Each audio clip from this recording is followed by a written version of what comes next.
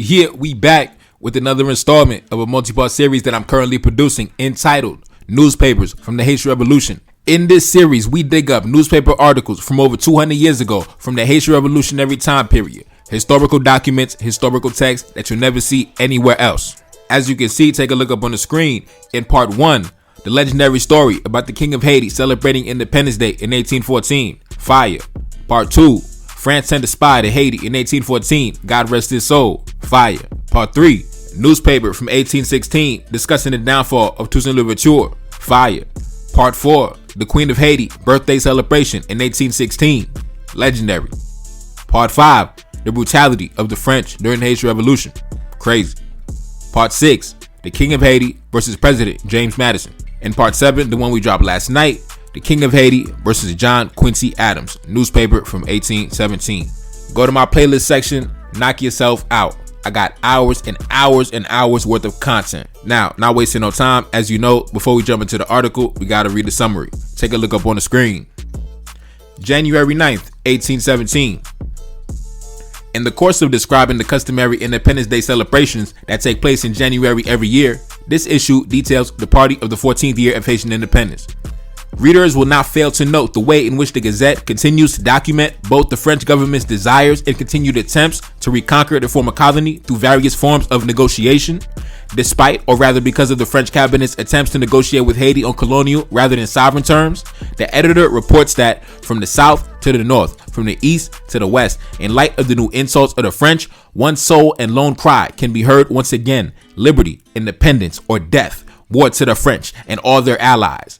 There is also a very strong argument made here to change the language of the Francophone country so that we will finally have succeeded in undermining French power in Haiti by striking at its source. The measures taken to install the Royal Chamber of Public Instruction are also detailed. And this source is coming from the National Library of Denmark, courtesy of Julia Gaffield. Now, let's get into it. From the city of Cap Henry, January 4th, 1817. The more we advance in this glorious career that we travel, the more we know how to appreciate the benefits of independence. Indeed, without it, what would we be? What would become of us? A herd of vile slaves bent under the yoke of the most abominable tyrants? What did I say? Slaves. We will be effaced from the number of the living. The Haitians, imbued with these great truths, always celebrate with new enthusiasm the anniversary of our immortal independence.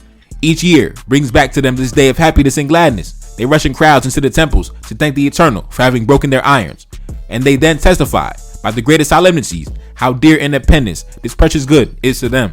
The oath of hatred to France, to die rather than submit to her unjust and tyrannical domination, speaks out in all hearts, at the foot of the altars, in ceremonies, and in public banquets.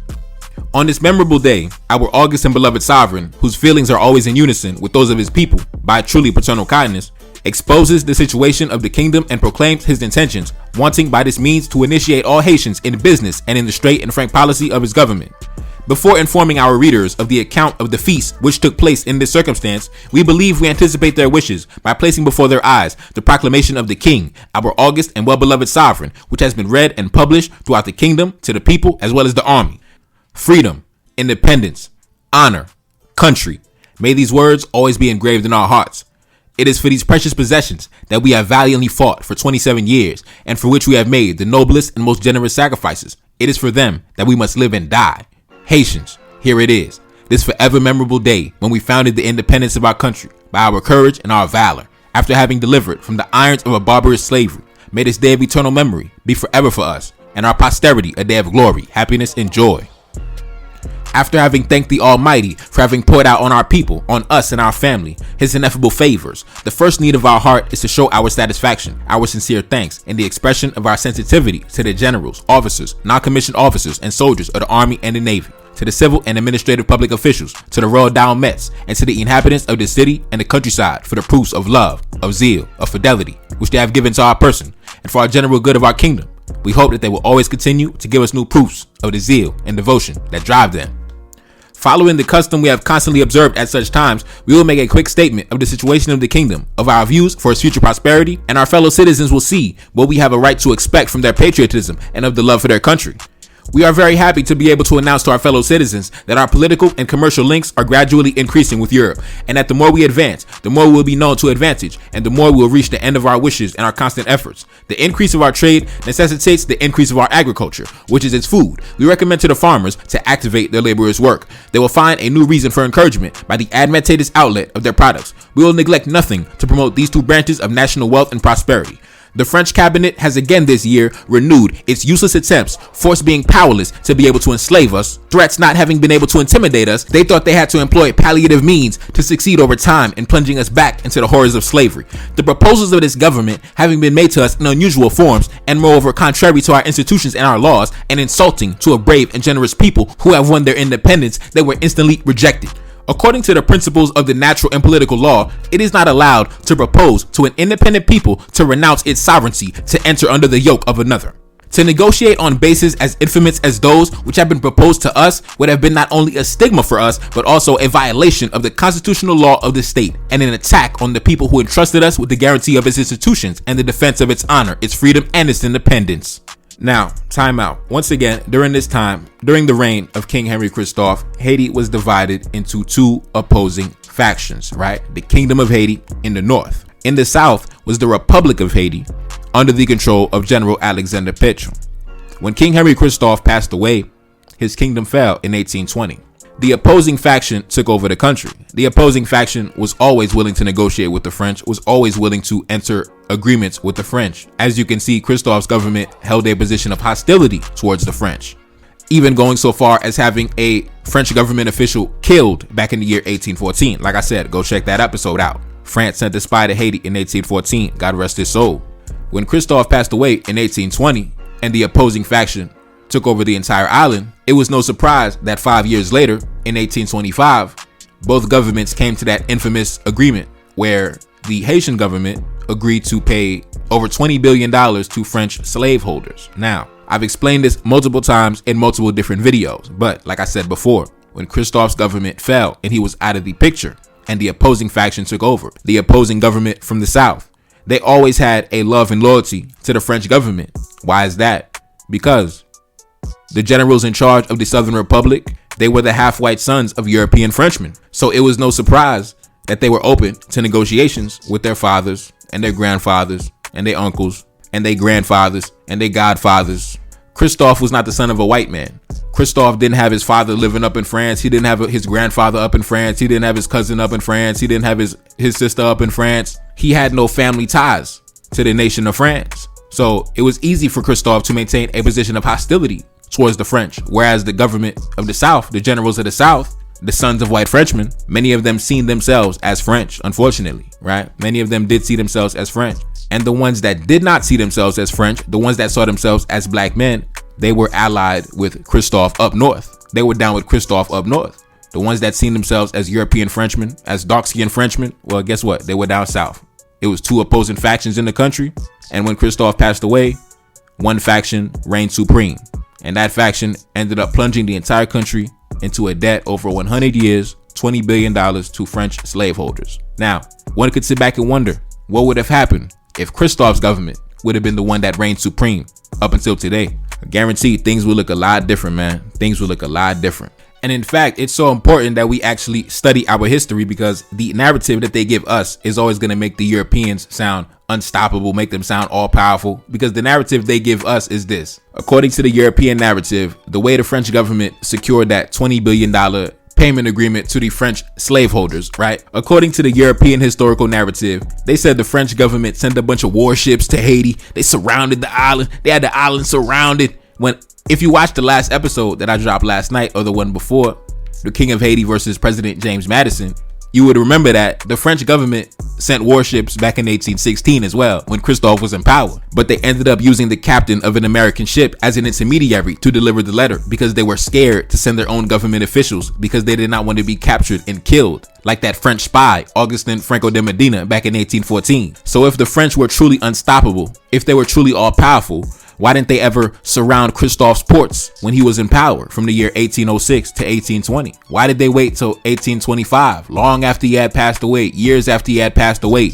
Why did they wait for their sons and their nephews and their grandsons to finally get in power and get on the throne? Why did they wait for their half-white relatives to get on the throne, to finally get in power, to make that agreement, right? When they were already in negotiation with them since the year 1814.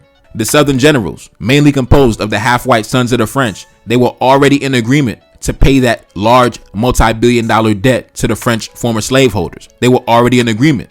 So by the time Christophe passed away, they were already ready to pay. So they didn't have to send any warships. They didn't have to really come and make a big show and put in the historical text that they sent a bunch of boats and they got the money at gunpoint. No, that's nonsense, bro. They didn't get the money at gunpoint. They waited and waited and waited and waited for Christophe to die. They took a bunch of losses. One of their government officials got killed. They were too scared to even deliver the letter. They had to use an American captain as an intermediary.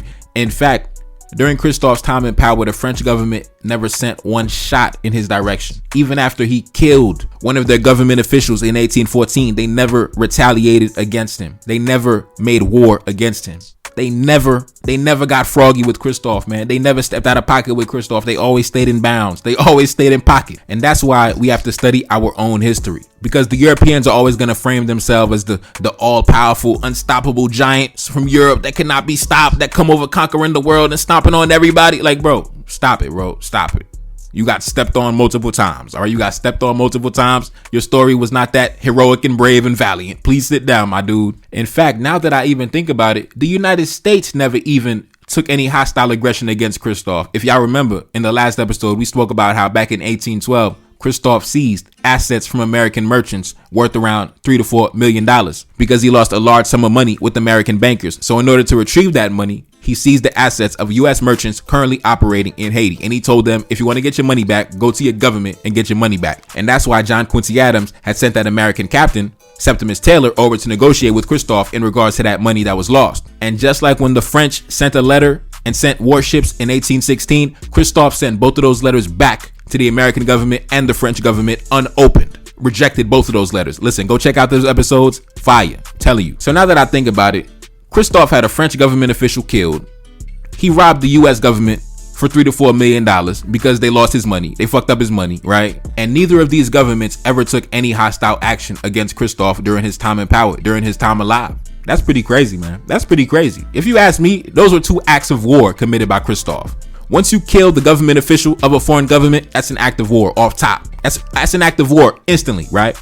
Once you rob another government, once you confiscate their cargo worth around $3 to $4 million, that's an act of war right there. That's an act of war. I'm telling you, that's an act of war. And when I sit back and think about it, the United States government and the French government never took any retaliation measures against Christophe during his time in power.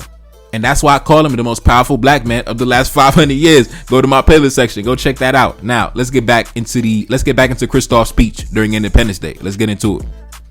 By our declaration from November 20th, we thought it was our duty to put an end to the insults and the bloody outrages that the French government has never ceased to make to the Haitian people, and to put an end to all the unjust claims and illusions of sovereignty that it still retains over the free and independent kingdom of Haiti. Whether or not our tyrants come to attack us, the supreme arbiter of the universe, who judges humans according to his justice and not on their epidermis, has placed in our hands the means to be able to enforce our rights and guarantee our independence. Haitians, following the impulse of our hearts, we did what your dearest interests and the homeland demanded of us. We are convinced that we have accomplished the wish and the general will of the Haitian people. From south to north, from east to west, one and the same cry was still heard at the new outrages of the French. Liberty, independence, or death. War on the French and their adherents. Haitians, solidly constituted, we need not fear these innovations, these changes, these transitions from one government to another, which are always a cause of agitation, revolution, and scandal for the peoples who experience them and mark them most. More certain of the decadence of governments, the independence of our country, founded on the general will of the people, still rests on solid and lasting institutions. Each day will come to consolidate and guarantee us as well as our posterity never to return under the odious yoke of the French. But the guarantee of our political institutions is not enough. It is by reforming our morals, our manners, and where we can still preserve our French habits. It is changing with the help of time, even the very language we speak, that we will finally succeed in undermining French power at Haiti right to its source. It is then that we will finally have made disappear until the last vestige of this germ of corruption which still exists amongst us. It is by preserving and carefully nourishing in our souls our public spirit, this national hatred that we have vowed towards the French and its government, that we will be able to flatter ourselves so have nothing more to fear from a government and a nation which we have so much to complain of, the injustices and horrors which have shuttered nature. Our eyes are therefore fixed on public instruction, the most powerful means of reforming and polishing the morals of a nation and forming a national character for it. We judged appropriate to create a royal chamber of public instruction, to found a royal college, and to order the establishment in all cities of the kingdom of national schools to propagate the first elements of the sciences. Experience has shown us, according to the national schools already established in the capital, the progress of young students, that our just hopes are coming true. Driven by ideas of justice and liberality, we wanted to encourage foreign teachers and artists who come to teach young people. We declared that all kinds of religions will be tolerated and protected inside the kingdom. It is important for the salvation of our country to create for us a truly national education under the rules prescribed by the government. If there are laws for maturity, there must be laws for childhood. It is from the first moment of life that we must learn to deserve to live, and it is from this moment that the exercise of our duties must begin. So it is not enough to tell men to be good. They must still be taught to become so, and to make them good citizens, they must be instructed as children. From our national establishments will emerge men capable of defending by their science and their skill their rights too long despised by tyrants. It is from these establishments that enlightenment will spread among the masses of the population, and that they will learn to know and appreciate their duties and to love their country. The moral virtues which distinguish civilized man will take the place of the ignorance and depraved morals which are the disastrous results of barbarous slavery. Haitians, the eyes of the world are fixed on us. Our friends and our enemies are watching us. We have to justify the assertions of some to combat and repel the calumnies of others. Finally, we have to do away with the odious prejudices which have weighed on us for centuries. It is time for truth to triumph over error and lies. It is time that reason, wisdom, and prudence be our guide, and that love of country and that sentiment which is so dear to us predominate in all our actions and be the rule of conduct for all. Haitians, let us remember on this memorable day the time when we fought our tyrants, wandering in the woods, prey to all the deprivations, each of us completed with passion to overcome our tyrants. Harmony, union, a happy competition of value, energy, and together presided however in our efforts. Today, we have crowned the great work of our independence, that we enjoy this precious good and the happiness which results from it. May the bonds of union and fraternity be strengthened among us. Let every Haitian therefore see in a Haitian only a brother, a friend, a fellow citizen, and let us give to the universe only the spectacle of a generous people, united for the defense of their rights, of its freedom, and its independence. Long live liberty forever. Long live independence forever. Long live Haiti forever. Speech given in our royal palace of Sanssouci, January 1st, 1817, the 14th year of independence, and of our reign, the 6th. All right, so that was a speech given by King Henry Christophe, January 1st, 1817. As we all know, legendary historical text. Like I said before. Now, I guess now it's gonna go into the celebrations, talking about the celebrations of the Independence Day 1817. Let's get back into the article. From the city of Sanssouci, January 3rd, 1817. The feast of our immortal independence was celebrated with more magnificence than ever at the palace and in the villa. At 7 o'clock in the morning, the dignitaries, the grand officers of the crown, the ministers, the civil and administrative corps, the clergy were gathered to present to the royal family their respectful homage. After being introduced into the throne room by the Comte de Richeplein, master of ceremonies, in the absence due to illness of the Baron de Sicard, grand master of ceremonies, the royal family appeared. They were greeted with much applause and 1,000 times repeated cries of "Long live the king, long live the queen, long live the royal family." After a moment of silence, the Comte de Saint-Louis, organ of the dignitaries, addressed to the king the following speech. Sir, on a day as special as it is dear to the Haitians, we come to place at the feet of the throne the feelings of love, fidelity, zeal, and gratitude that inspire us for the august person of your majesty, as well as your family. May the Almighty pour out his ineffable favors on your majesty. May heaven preserve these precious days for many years. Sir, deign to accept our feelings of gratitude and gratitude for all that your majesty has done for the happiness, glory, and prosperity of the Haitian people. It is by your majesty's wisdom and prudence that we have been saved from the snares that a perfidious and astute enemy that has never ceased has set for us. Your majesty has not only turned his steps and perfidious attempts to shame, but your majesty has also defended with wisdom and glory the prerogatives of the Haitian people, their independence, their constitution, and the dignity of the crown. Your majesty has always preserved our national honor intact And for our men who know how to appreciate honor, we owe your majesty more than our lives. Sir, after your majesty has enlightened public opinion on the justice of our cause and made known to the world our firm and unshakable resolution to perish to the last in defense of independence and the throne, we have seen with the liveliest gratitude by the acts emanating from your majesty's government that we carried out her solicitude for our destinies even into the future. The wise, strong, and decisive measures that you have taken ensure the tranquility and security of the state, and they will preserve us and our posterity from ever falling again under the yoke of French and slavery.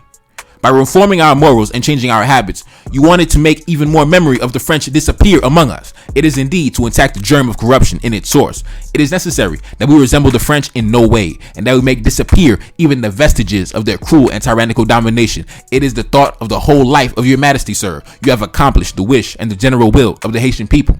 What thanksgiving do we owe your majesty for the eminent services that you have never ceased to render to your country? What feelings of gratitude do we not owe to your majesty for the numerous benefits which you do not cease to bestow upon the Haitian people, of whom each individual of the great family is considered as one of his own children? Sir, never has a king been able to give his people a finer present than that of enlightenment.